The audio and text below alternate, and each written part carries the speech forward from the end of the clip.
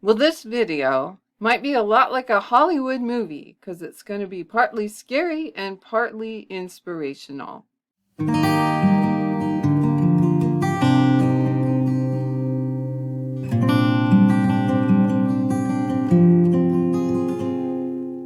Well, hello and welcome to another episode of You and Me and Multiple Sclerosis. My name is Pam and I've been living with multiple sclerosis for 38 and a half years. And I can't believe I've never made a video on this topic. I think I've mentioned it occasionally, but I've not actually focused on it. What made me realize I needed to do this video was watching a video short by Dr. Boster, and I'm just going to play you a short clip from that right now. I want to show you the degree of atrophy. These sulci here are spaces between the parts of the brain, and at their age, they should be touching. And so you see that the spaces here are way too generous. As we come down to the third ventricle, this space should be about half that width. Oh yeah, so brain shrinkage, brain atrophy, not so good. I know it all too well. When I had my first MRI, the technician had noted in the report that my brain shrinkage was more advanced than would be expected for someone of my age, which at that time was mid-20s. And I don't know if my brain shrinkage has continued at the same pace or has leveled off. I'm in progressive MS now, so who knows? No one really talks about it anymore. I'm even past the stage where they count the black spots and the white spots and all that sort of thing. So I don't even really know. Brain shrinkage kind of can be a scary thing, right? We've all seen articles where brain shrinkage is related to cognitive decline. It's certainly characteristic of Alzheimer's and other disabilities besides multiple sclerosis. The brain is a strange organ because you don't really know. You can't really tell just from looking at scans of it what the person's level of disability is, including their level of cognitive disability. And as far as I know, I'm doing all right. I don't know what I might have accomplished without MS, but with MS, I managed 10 years ago to write and publish a novel. And a couple of years ago, I graduated with a challenging master's degree. So I don't think there's any real problem there, and I haven't really sensed that, and no one around me has mentioned it. So I think I'm doing all right. But I'm still curious because brain shrinkage is a kind of a scary thing. I went out to one of my favorite sites I've mentioned many times, clinicaltrials.gov, to see if they're doing any research on brain shrinkage and how to keep it from happening. I highly doubt you can reverse it, but I think you could probably slow it down. I know that for a while they were doing a clinical trial on alpha lipoic acid to see if it could help slow down brain shrinkage, and I think the results were more or less inconclusive on that. But as far as clinicaltrials.gov goes, there really isn't a lot there, as you can see. So given that there really isn't a lot going on, is there something that we can be doing to help our brains and to help our MS symptoms stay as much under control as they possibly can? Well, I'm here to tell you, here's the inspirational part of the video, that there is something we can be doing. It relies on something that scientists call neuroplasticity. And to talk about what that is in a more theoretical sense, here's a woman from the San Joaquin Rehab Hospital to tell you about that. Hi, my name is Jenelle Langlois. I'm a physical therapist here at San Joaquin Valley Rehabilitation Hospital. I'm a neurologic and brain injury certified specialist, so the topic of neurologic rehab is something very dear to my heart, and it piques my interest. So I'd like to introduce you to the smallest form of the recovery that we're talking about when we look at neurorecovery and therapy, and that is occurring at the level of a neuron. You have about 87 billion of these in your brain. These are your brain cells, your nerve cells. Now, we used to think that when you lost them, they were gone forever and we had to just deal with it. But we've learned over the decades, especially the last 30 years or so, that the brain has an awesome ability to repair itself.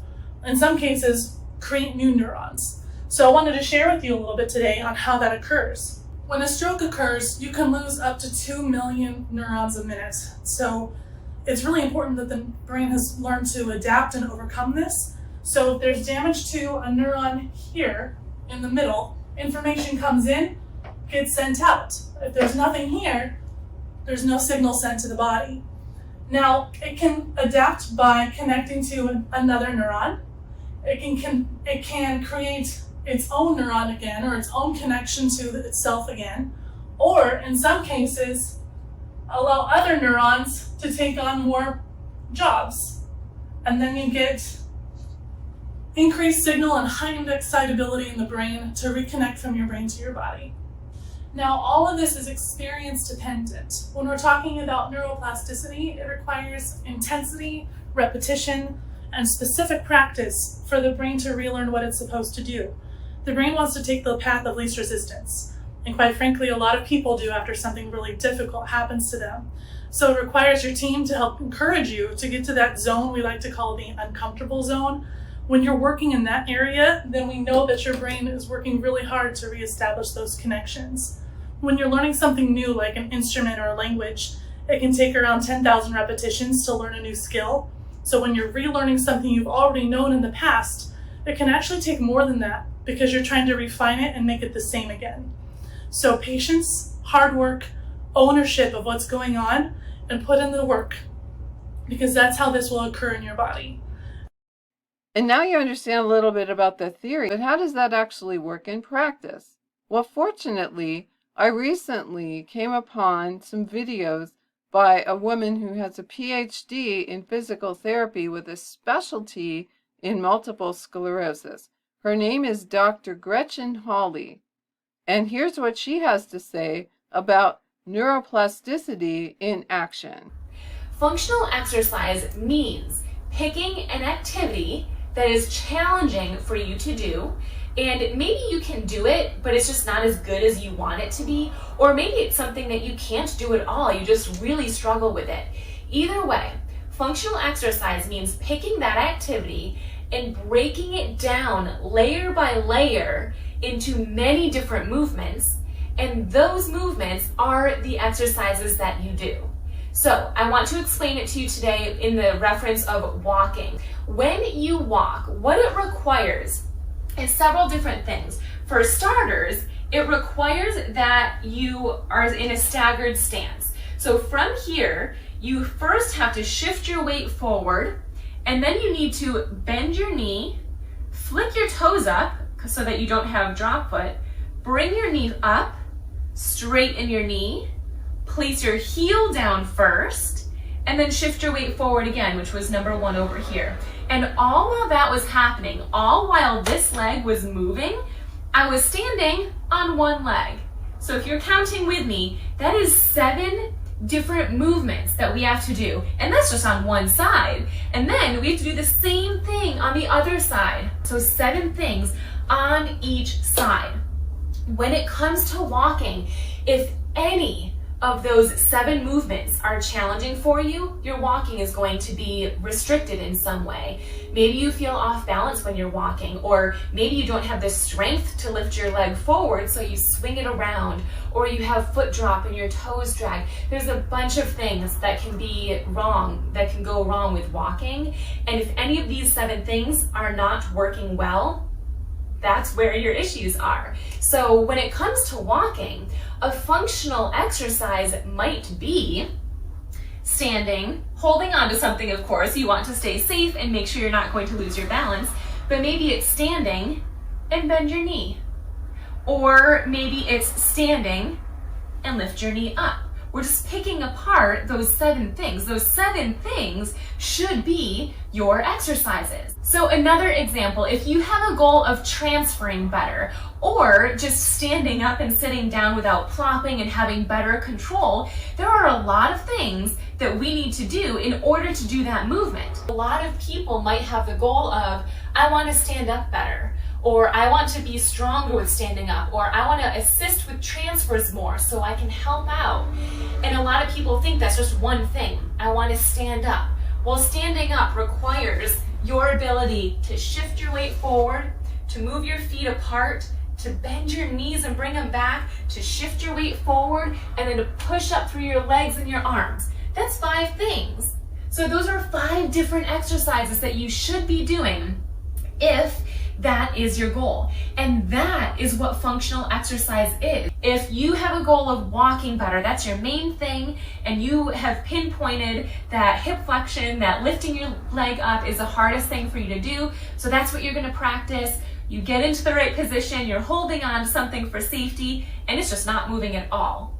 Then you can change positions. Maybe you try it in a seated position, seated reclined position.